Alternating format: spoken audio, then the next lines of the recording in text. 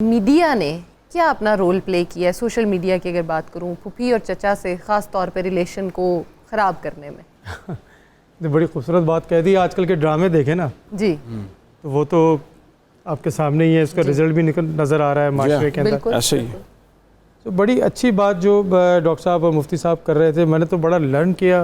क्योंकि हमेशा मैं स्टूडेंट रहता हूँ, मैं समझ रहा हूँ कि आज मैंने ज़िंदगी में जितना खूबसूरत बातें सुनी है, बहुत कम सुनी चचाओं के बारे में, ख़ासतौर पर नई पाक सल्लल्लाहु अलैहि वसल्लम। अच्छा, जो असल बात यह है कि जैसे वो फुप्पी अम्मा का लफ्ज़ इस्तेमाल किया डॉक्टर साहब, फुप्पी अम्मा, या जब फुप्पी अम्मा कह दिया तो बात ही ख़त्म हो गई। बिल्कुल, जब फुप्पी अम्मा कह दिया, वो कह दिया तो बात ही ख़त्म हो गई। तो ये कहलाएगा कौन? मुझे आज तक याद है कि सर हमारी चचा की शादी हुई तो मैं बहुत छोटा था, नई शादी, पहला दिन था शादी का। तो मैं उनके कमरे में गया। आपको बच्चों को देखना होता है कि वो बड़ा तैयार है, दुल्हन है, तो बच्चे को बड़ा शौक़ होता है दुल्हन देखने का। तो मैं गया तो मेरे चचा ने कहा कि चची पाशा हैं तुम्हारी। ये क्या लफ्ज़ है सर? चची पाशा। चची पाशा। पाशा का मतलब है हाईएस्ट रैंक। अब कौन सिखा रहा है कि ये तुम्हारी चची जो है ना पाशा है? तो वो आज तक चची पाशा है।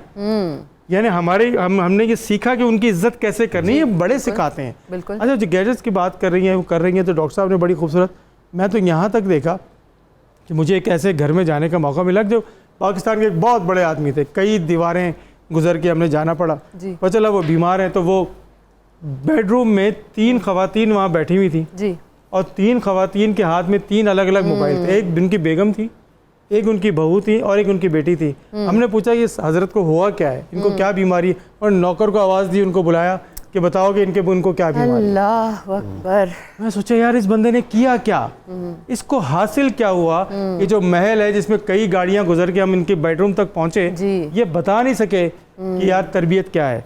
तो मेरा कहने का मकसद सिर्फ और सिर्फ यही है कि जो तरबियत गाह सबसे इम्पॉर्टेंट है वो है आपके वालिदैन, और उनका काम यह है कि वो ऐसी प्रैक्टिकल नॉलेज दें ताकि वो बच्चे आगे बढ़ सकें। हम तो उनको सिखा रहे हैं गीबत। हम उनको देखें ना, जो 1 घंटा 2 घंटा फ़ोन पे जो बात करके सिखाया जाता है, बिल्कुल ऐसे कि तुम जो है ना वो बस घर छोड़ के आ जाओ, मसला मैं ठीक कर लूँगी। तो फिर नतीजा है कि आ जाती है तो यहाँ भी नहीं सेट है, वहाँ भी सेट नहीं है। तो ये तरबियत देना जो है ना वो बहुत ज़्यादा ज़रूरी है। बिल्कुल तो इसको ना आप ये प्रोग्राम चचा भतीजों पे और फुप्पियों पे करते रहा करें ताकि उनकी भी रिस्पेक्ट हो। मैं तो समझता हूँ पाकिस्तान की तारीख का पहला ही प्रोग्राम होगा ये चचा भतीजे वाला। सर मैंने तो नहीं सुना कभी, बहुत कम होता है। जी। क्रेडिट मुफ्ती साहब को जाता है जी, मौज़ूआत बहुत बड़ा क्रेडिट जाता है हमारे इस मौजू पे बात करना। सब जो लिसानी पहलू से बात की बड़ी अहम है, ताया अब्बा, दादा अब्बू, ताई अम्मा, फूफी अम्मा।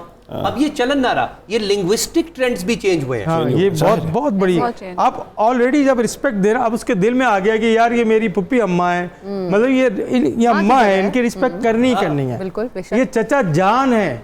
जी, चचा जान है, वो चचा नहीं है खाली जिसको गाली मतलब चचा जान है, इसके अंदर जान है तुम्हारी। जब आप बच्चों में ये चीज़ ट्रांसफर करते हैं तो वो उनका बिहेवियर इस तरह से चेंज होता है।